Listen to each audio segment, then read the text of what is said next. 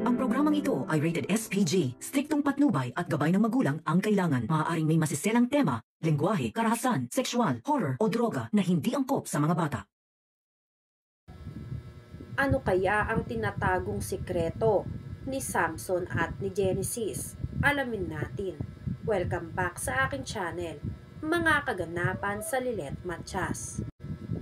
Inurong na ng kampo nila Feliz ang kaso laban kay Samson at kay Ayla.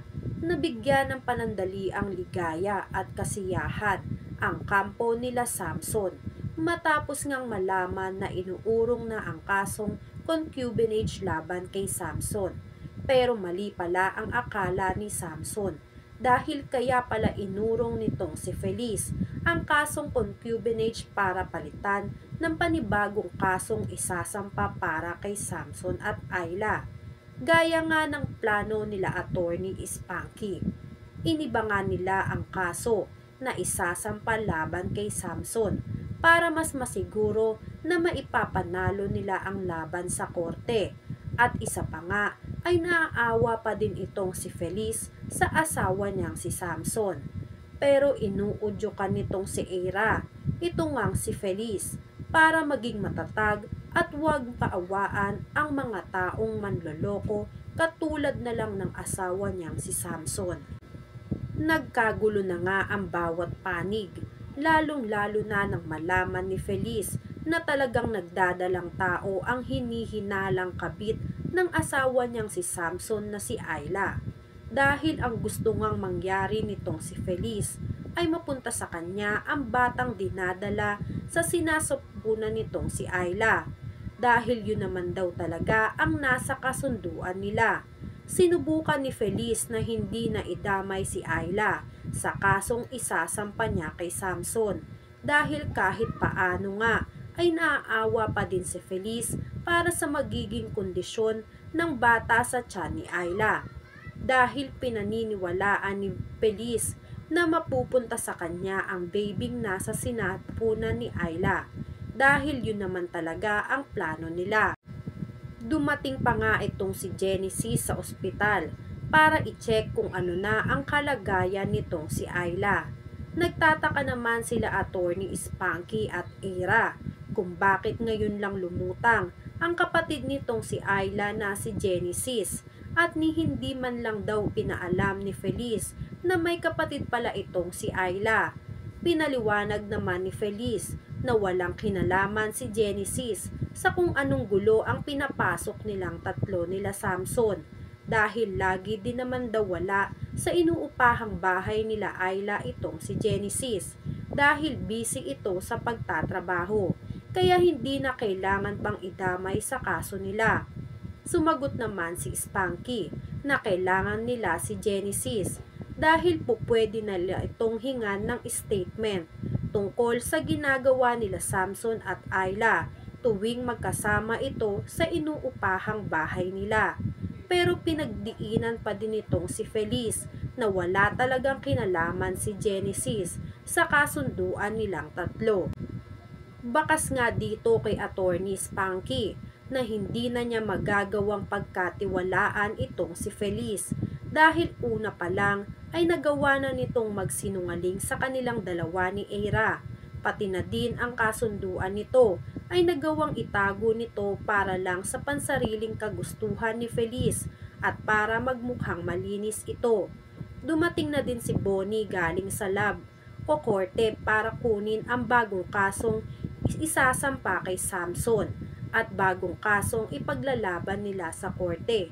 Sinampa nga ng kaso ang Psychological of Violence under RA 9262 or Anti-Violence Against Women and Their Children Act of 2004. Mangyak-ngiyak nga itong si Ayla sa nangyayari sa kanila dahil akala ni Ayla ay palalampasin na ni Feliz ang pagkakaso dahil nga sa napatunayan na nila na ginagawa lang ni Samson at ni Ayla kung ano ang nasa kasunduan nila.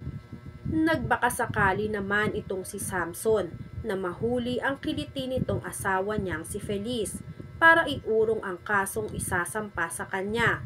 sinubukan ni Samson na pakiusapan si Feliz na kung maaari ay ayusin na lang nila ang pagsasama nilang dalawa at magbalikan na lang silang dalawa. Tutal naman daw ay nabuo na ang bata na pinapangarap nilang dalawang mag-asawa. Nagalit si Feliz kay Samson at nasampal niya ito.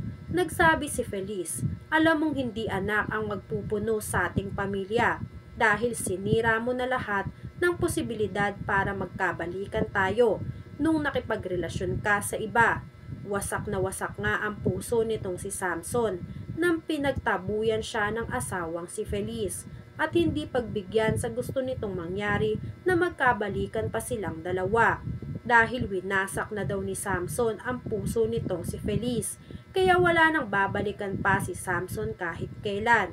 Kahit makuha pa ni Feliz ang magiging anak nila ni Ayla. Nakuha ngang tiisin ni Feliz ang asawa na si Samson, kahit ang totoo ay nasasaktan na ng masyado si Feliz sa ginagawa niya sa asawa niyang si Samson. Samantala, gagawin nga ni Kurt ang lahat para lang mapapayag itong si Genesis na mahingan ng testimonya para sa ikabubuti ng pag-andar ng kaso ni Samson. Kaya naman nagpaiwan si Kurt para makausap itong si Genesis. Nagkwento naman si Genesis kina Lilet habang nag-uusap ang mga ito tungkol sa bagong kasong kakaharapin nila. Na-share ni Genesis na napakabait nga na tao nitong si Samson dahil pamilya na ang turing nila kila Ayla. Kaya naman napatanong itong si Genesis kay Kurt, Attorney, sa mga nangyayari, explain nyo nga sa akin, paano nyo matutulungan ang kapatid ko? Sumagot si Kurt, matutulungan namin kayo kung buong-buong tiwala nyo ang ibibigay nyo sa amin para maganda ang maging laban natin sa korte.